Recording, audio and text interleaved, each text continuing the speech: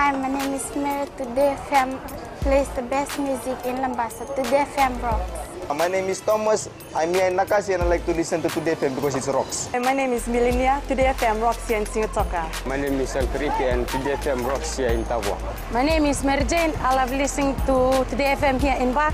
Today FM rocks. My name is Ilay Tiambal and I love listening to Today FM. Today FM rocks here in Osur. Today's hit music on Today FM.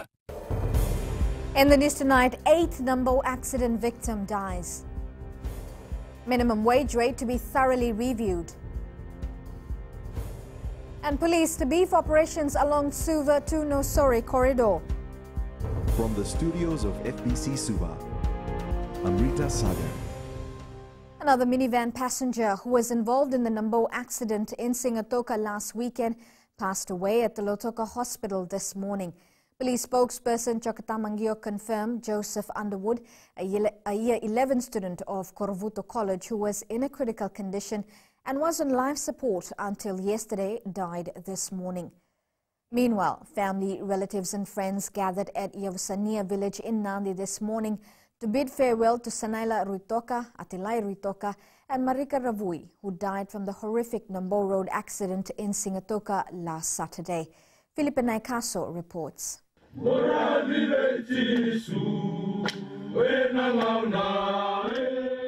The lives of the 3 men who perished in the road accident at Nambo will always be remembered fondly by loved ones.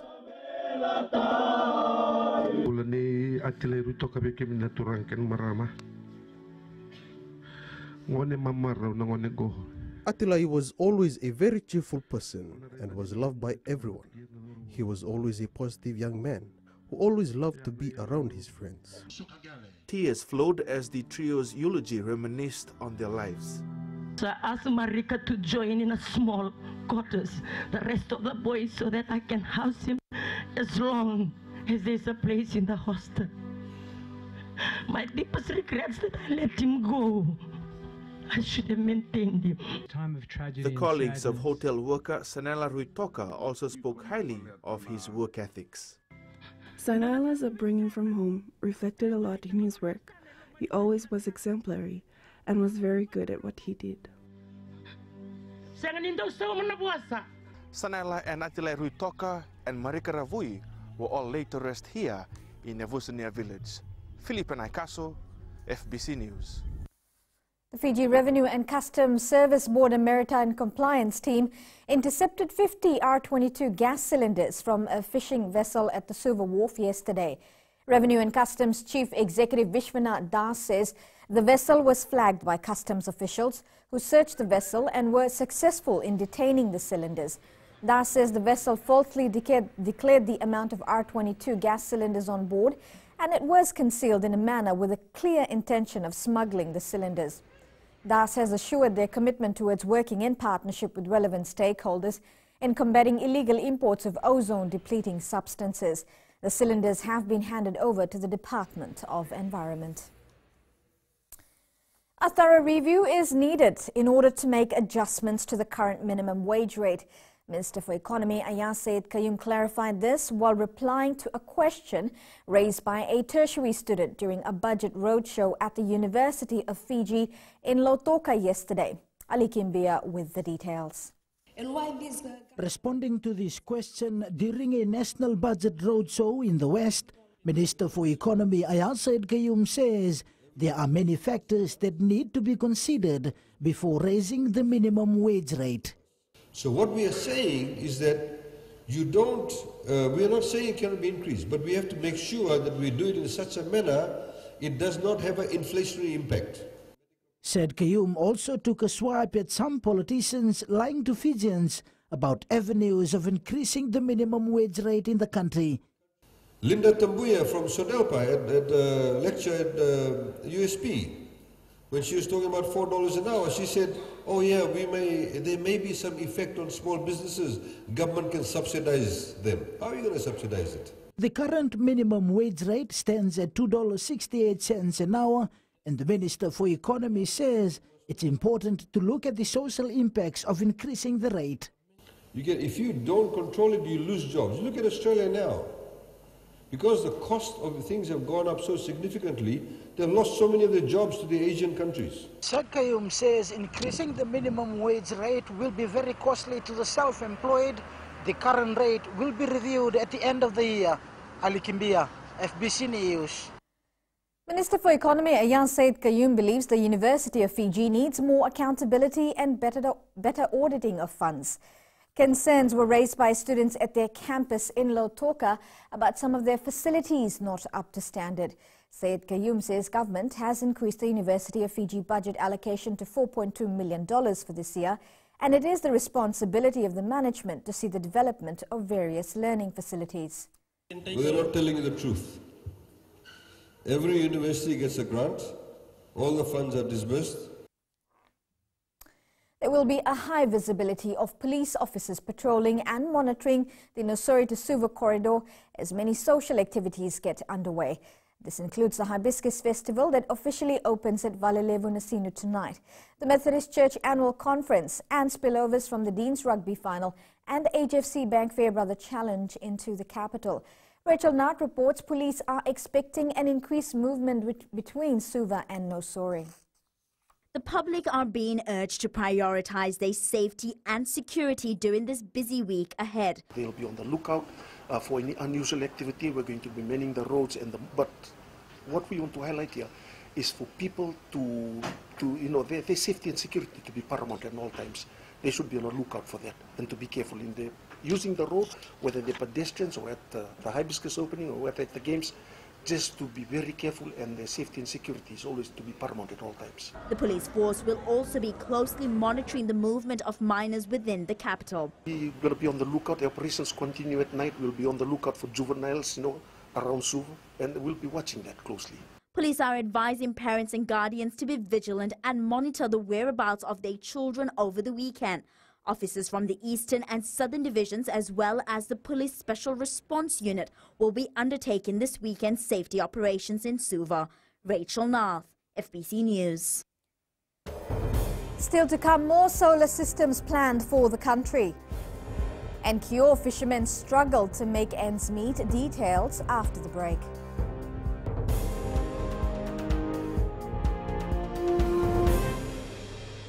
Bula, nevang go malakai leloma, go ngai nakas on the wagrong ng Bula FM, number 2 ay nasere. Hoya ubasit sai sa Lambasa, ya on talita na warong ng Bula FM, number 2 ay nasere. Guya do tumeli ako na tao no hinga toka, talita kina na warong ng Bula FM, number 2 ay nasere. Wana tunga ng Bula FM, number 2 ay nasere number 1. Nevang go fani na tao no go singa toka, kita on talita ka ng Bula FM, number 2 ay nasere. Bula FM, number 2 ay nasere.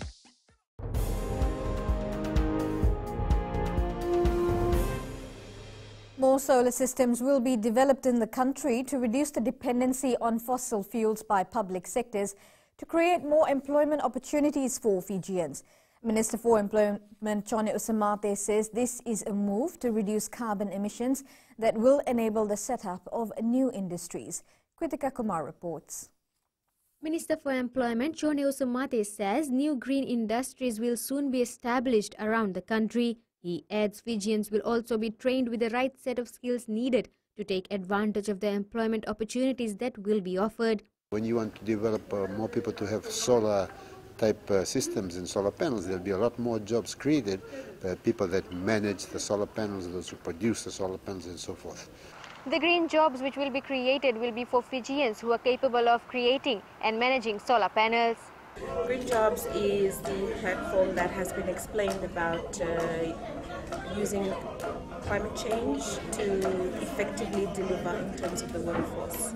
This is using digital economies to help us to transition and to make sure that any transition that deals with climate change effects is a just transition. Meanwhile, the Employment Ministry is moving towards an industrial revolution which will be introduced through industrialization. Kritika Kumar, FBC News. With the increase in cases related to violence against children, the Child Helpline signed a Memorandum of Understanding with the Ministry of Women and Children in Suva yesterday. This commitment will strengthen a 3-year partnership between the Child Helpline and the Ministry. Kritika Kumar once again. The increasing cases of child abuse and violence towards women and children is a huge concern in the country. Of the 300 cases of rape and sexual offences, something like 64% were in children. In July alone, of the 14 cases, 10 were in children. The recent data and statistics is an eye-opener, which indicates there are bigger issues that needs to be addressed. And the sad thing about the violence in children is that they are done by the people that are supposed to be the givers of the trust. The Child Helpline not only takes calls, but also visits communities and schools to create more awareness for the betterment of the younger generation. While they're out there, they visit schools and raise awareness in the schools and with children around child protection issues. They talk to children around their rights and recognising good touch, bad touch and who to report. So far, the Child Helpline has visited 80 schools, strengthening teachers' abilities to understand reporting pathways for child protection. Kritika Kumar, FBC News. The online news agency Newswire has been offline now for several weeks. This is the message displayed on what would be the news agency's website, highlighting that they're inactive, awaiting regulatory formalities given its sale to Islands Business. Chair for the Media Industry Development Authority, Ashwin Raj, declined to comment on the issue, only saying that the matter is currently with their lawyers to finalize. FBC News understands Newswire was sold to the local magazine last month. However, MIDA has yet to register the new owners pending a board meeting of the authority. Fishermen on Kiowa Island are struggling to sustain their livelihood, and this is attributed to a collection of factors. Eleanor Turanga reports a woman has stepped in to help the fishermen earn a decent income for their families. For years, the people of Kiowa have worked these waters, building boats, fishing and selling seafood. Today they are struggling to maintain their legacy as full-time fishermen. The fish is very hard to catch in nowadays, and we try our best to get something to earn money for our income in our family. Other fishermen did not wish to come on camera. However, they all agree that access to market, sea level rise, policies that limit their catch and the high cost of fuel are making it difficult for them to earn a decent income. 40-year-old Mita Tansi recently returned home to help these fishermen. She buys their fish and resells it and also sells them fuel at a much lower price. In good weather, I get in a day, I can get 100 kg plus. And if the weather is bad, then sometimes less than 50 kg. So how much do you buy from them? I buy for $5.30 a kilo. These fishermen and their families have for many generations been making a living by fishing. Their struggle is now prompting them to look for other alternate sources of livelihood. Eleanor Turanga, FBC News. Ahead in sports, Fairbrother Trophy to rest in Naitasiri. And RKS again dominates the Dean's Finals this year. This and more coming up.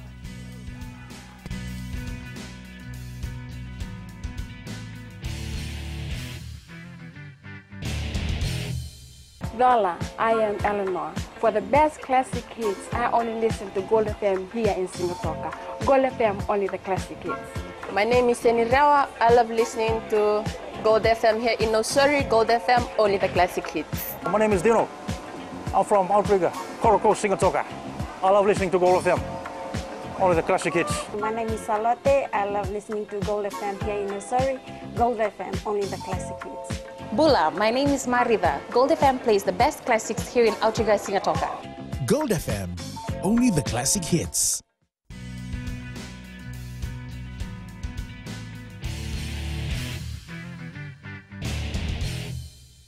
The Naitasiri rugby side has finally retained the HFC Bank Fairbrother Trophy after beating Tailevu 27 points to 13 in its final challenge match at Ratana Kambal Park in Nosuri. The Highlanders led 12-10 at the half-time break and scored 2 more tries to seal the match. And going forward, try here for Naita Siri. The pass away, chance here for Wanganimbao. Gets the pass out in the corner, they run in field. Tailevu will get the try. Close quarters. And once again, trying to go through there, the try from the try line. The pass is good. The try is there for Moses Gavindi. On to Lepani Rayala. Rayala goes forward. Rayala gets the pass in field. How did he do that? Into Meli Nakarawa. Naita Siri will keep the HFC Bank Fairbrother Trophy. There was a lot of goal setting and vision and all that stuff being put through the year. And obviously we started off with a bit of a roller coaster. We didn't really finish where we wanted to be in the skipper, but we were just coming together, and especially how we play against Nandonga, we set the standard from then on. The RKS Under-18 side has defended its title, beating Vuvu College by 20-0 in the final at ANZ Stadium in Suva. The RKS Under-15 and 16 teams also put up an impressive performance in the final as they retained the Dean's Trophy this afternoon. The Under-15 side beat Lelin Memorial School 21 points to 5, while the Under-16 side defeated Queen Victoria School 15 points to 7. Vashnil Prasad with more. RKS continued their dominance in the final after securing the Under-15 title, trailing from behind to beat Lelin 21-5 in the final. The greatest win to my father, who is speaking to me every time I go play, before I play, telling me all the skills and all. The Under-16 side then added more fuel to the final when they defeated the neighbours QVS 15-7. Boys for the excellent performance done out there. We thank the boys from QVS. If it weren't for them. Meanwhile, the only grade that didn't feature RKS, so QVS cleans the Under-17 title to beat Lelin 9-8 in the final. Semi Tauya Uda was the hero for QVS, taking the winning penalty to seal the match. Thank the Lord for giving me strength in order to push through to this game.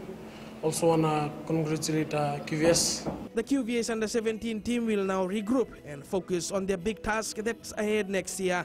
Vashnil Prasad, FBC Sports. The Ratukandavulevu School's Under-14 rugby team was the first to win the Powerade Super Deans title against Queen Victoria School at Suva's ANZ Stadium today. Both teams were tied 5-5 at full time, which moved into extra time. But the two teams failed to add points on the score sheet. The win was then awarded to RKS as the secondary school rugby union law book states the win goes to the school that scored first if a winner is not decided in the game. Vashnil Prasad once again. The future stars of school rugby, Giants Ratukandavulevu School, did not disappoint the huge crowd today. RKS flanker Ratuvili Kesa Rokovunalangi scored the first try in the final match with QVS, and this was enough to seal them the victory. It's expected when the two rival schools meet. So it's not really a surprise what transpired on the ground today. Just happy that we came out the victors. The players' effort and dedication was praised as they walked away with $1,200 prize money. My parents, thank my parents, Under-14 parents, RKS all scholars for the all support, and yeah, I feel great. I feel blessed. The young team from Delana Kaikai will surely be a side to reckon with in next year's competition as they showed great dominance this year. Vashnil Prasad, FBC Sports. Well, on to football, and the Fiji football Under-19 side needs a win against New Caledonia in their final group match next Monday to qualify for the OFC Championship semi-final. The side defeated Vanuatu 3-1 in its opening match on Tuesday, but lost to Solomon Islands 1-0 yesterday. Vashnil Prasad. The Fiji football side was on a high after their first win over Vanuatu. However, their celebration was cut short after they were ousted by Solomons yesterday afternoon. The young Fijians missed some near opportunities as they went into the halftime break logged 0-0. The Solomons returned with a high momentum to score the lone goal, sealing their second straight win in the championship. Fiji football coach Bal Sanju Reddy says it was heartbreaking to lose in the final quarter. Yeah, really disappointing, I would say. We were also looking forward for a win, or a draw would have been good enough. Solomon coach Batram Suri says the win was enough to keep them at the top of the points table with 6 points. The first half we were 50-50 with the Fijian. They are hustling too, so looking at the overall play and especially the super sub coming in and scored a goal. Fiji has 3 points and now needs to beat New Caledonia at 1 p.m. next Monday to qualify for the semis. Still we have got an opportunity to come back against, I would say, New Caledonia. But with Solomons, it is just the lapse of concentration and the momentum of Solomons. I think our boys could not cope up in the last, I would say, last 5 to 10 minutes. And that is the place where they punished us.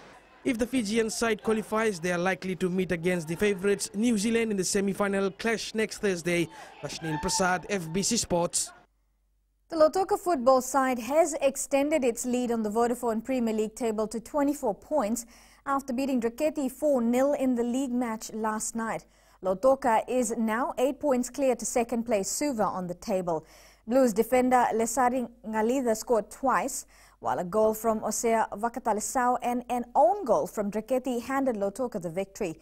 In the other match at Prince Charles Park, Nandi held Lambasa to a 1-1 draw. And in the match today, Malakai Tiwa and Samuela Nambenia scored for Ba as they beat Suva 2-0 at Govind Park. Fiji women's football coach Marika Rondu says the national side will not settle for any draw or loss in the upcoming OFC Nations Cup later this month. The coach has roped in 24 players, including Fijiana rep Viniana Riwai, who is vying for a place on the national team, as there's still room for one more player before he makes his final decision. Stella Ta'oi has more. Marika Rondu believes having more players in the extended squad will enable the girls to step out of their comfort zone and compete for the individual spots. So within the next two weeks, will give us a good balance in the squad, and then brings in the competition within the girls. I don't want the girls to be dropping their guards 2 weeks away from the competition. The coach has high expectations that the girls are on their best form for selections, as they are only 12 days away from the Women's OFC Nations Cup. It's open, all positions are open for selection, and it's going to be right on to the girls to make the decision whether they want to be part of the squad or not. Meanwhile, the girls have split into their various teams to participate in the weekly Senior National Leagues match. I'm only 20 and I have big shoes to fill when it comes to the senior women's squad. We have a lot of competition coming to Fiji on the 24th, and we are preparing for that. Fiji is pooled with Solomon Islands, Vanuatu and American Samoa in the tournament, which will be held from the 24th to the 31st of this month at Lautoka's Churchill Park. Stella Ta'oi, FBC Sports.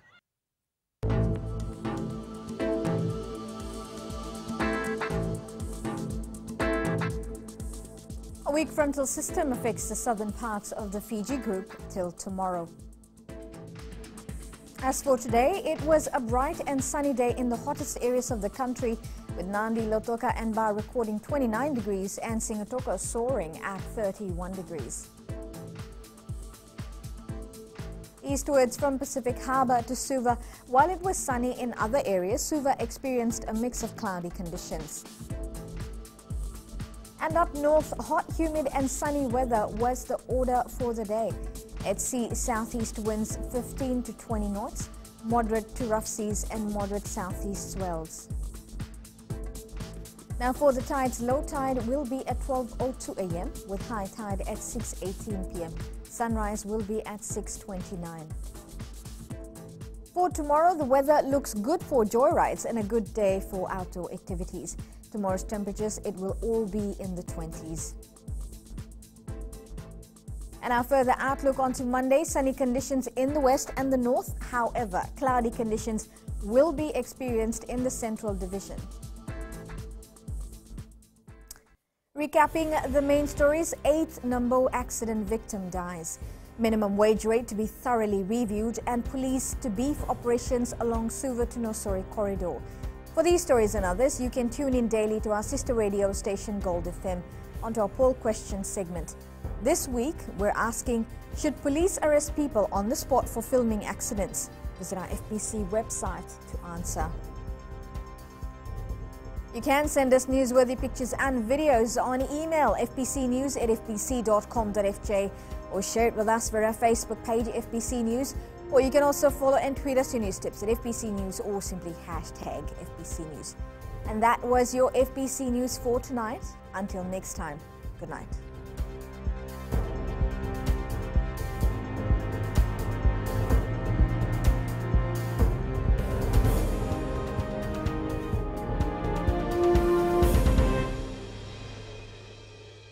Hi, I'm Jyotishma. I'm from Singatoka. I love listening to Mirchi FM. Mirchi FM is hot.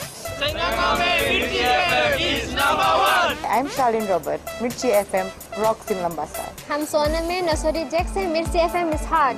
My name is Raymond Dutt. I'm in Baba Singh Alliance. Mirchi FM is hot in Lambasa. I'm Pritika from Jax Nasori. I love listening to Mirchi FM here in Nasori. Mirchi FM is hot. Mirchi FM, it's hot.